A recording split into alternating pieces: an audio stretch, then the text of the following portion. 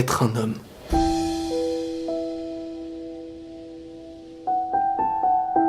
Il n'y a pas d'âge pour l'être. Certains le sont très tôt. On ne définit pas un homme sur son âge, mais sur ce qu'il fait, sur ce qu'il est. Beaucoup cherchent à prouver qu'ils le sont par des actes qui prouvent bien le contraire. Ils succombent à l'orgueil, à l'ego, prêts à tout pour se prouver à eux-mêmes qu'ils sont des hommes, alors que non. Dire oui à son orgueil, c'est l'une des choses les plus faciles. Ça ne prouve pas une force, mais bien une faiblesse. C'est une soumission face à la difficulté. Une soumission qui crée de gros dommages. Car c'est plus dans le contrôle de soi qu'un homme en devient réellement un. Quand il fait naître un sourire sincère chez sa mère, que ses problèmes ne touchent que lui, qu'il n'y ait pas de répercussions ou de douleur pour sa famille. C'est face à la difficulté qui le touche qui grandit. Il ne fait pas fuir, au contraire, il est attendu. C'est pas un poids pour les gens, c'est une protection. Rendre fiers les siens de sa présence et de ses bonnes actions, car il est rempli de bonnes intentions. La sécurité qu'il apportera par son être suffira comme témoignage. C'est pas en disant je le suis qu'il le sera. C'est à travers l'épreuve qu'ils le sauront.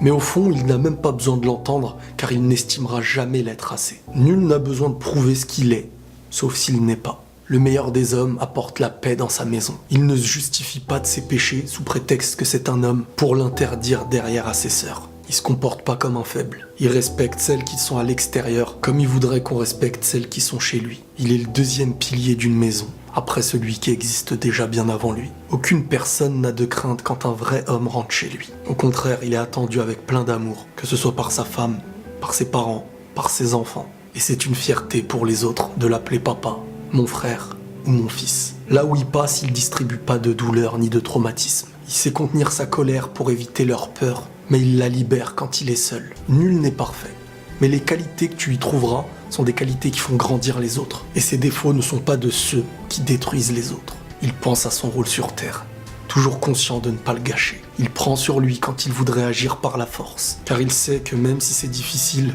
devoir se contrôler, ça permet de ressouder et d'éviter de tout détruire. Parfois, même s'il a raison, il va devoir patienter. Il ne prend pas ce qu'il possède pour un acquis, et il remercie toujours Dieu de ce qu'il lui a donné. Une femme, une bonne mère, il n'est pas ingrat envers ce qu'il possède. Il se rend compte aussi de la chance qu'il a d'être à leur côté. Vous savez, beaucoup de femmes disent que les hommes bons n'existent plus. Mais c'est à force de croire uniquement au bruit qui vient du mal qu'on oublie de se rappeler qu'il existe le silence. Les hommes bons existent tout autant que les mauvais. Mais si on devait juger la réalité sur ce qui fait du bruit, on oublierait que l'arbre qui tombe en fait toujours plus que la forêt qui pousse. On entend aussi que les hommes sont tous pareils.